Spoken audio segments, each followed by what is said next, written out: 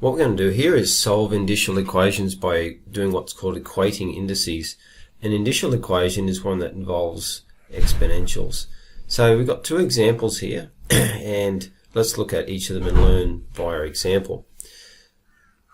So we've got 5 to the 2x minus 4 equals 25 to the negative x plus 2. And we have to solve for x. When it says solve, we have to find the unknown, so we're actually solving for x. So what we need to do is remember our index laws. They're huge for this stuff, index laws. And index laws are good because we can express the base of 5 and the base of 25 as the same base, i.e. the base of 5. So we're going to leave the left-hand side as it is for a moment. Now, 25 equals 5 squared. Whoops, 5 squared. And basically, we can rewrite that 25 then as 5 squared. Now we need to put it in brackets at this stage to keep everything orderly. It's 5 squared. I'm also going to write the negative x plus 2 as 2 minus x. I feel that might be a better way to go. We will see. So that's all raised to the 2 minus x. That's an index, so it's like that. I'm going to leave the left hand side sit. Now, power of a power, a to the x all raised to the power y is a to the xy. That's an index law, power of a power. So we got to multiply the 2 by the 2 minus x, so that'll be 5 to the 4 minus 2x. Now 5 to the 2x minus 4 equals 5 to the 4 minus 2x, and this is where we're equating the indices. So they're all both to base 5, so we equate the indices. You probably should write that down. I haven't left myself enough room, but write that down as you do your work. Write down on this line, equating indices. We have a simple little equation to solve now. So I'm going to add 2x to both sides, and I've got 4x on the left and 0x on the right. I'm going to add 4 to both sides, which means a constant of 0 on the left and 8 on the right, and we have x equals 2. And you could sub that in to test it.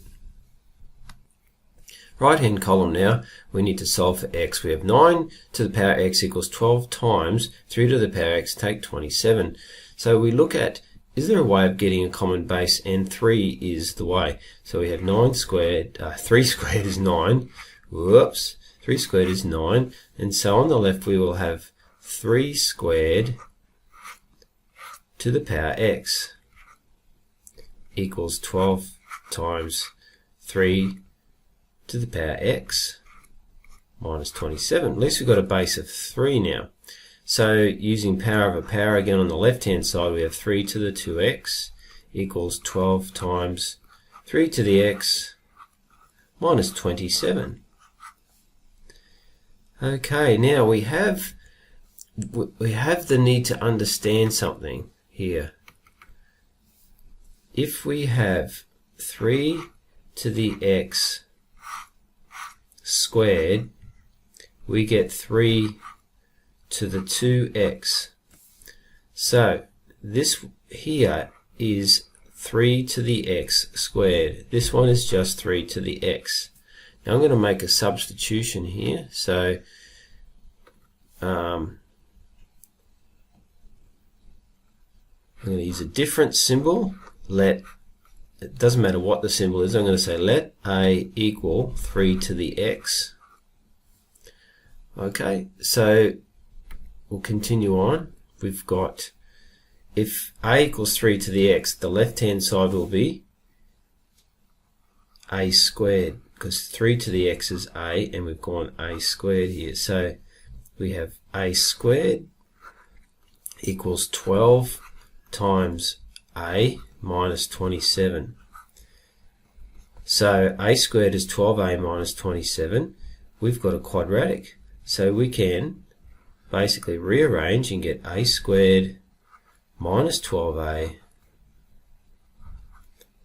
plus 27 equals 0. And we can factorize that quadratic.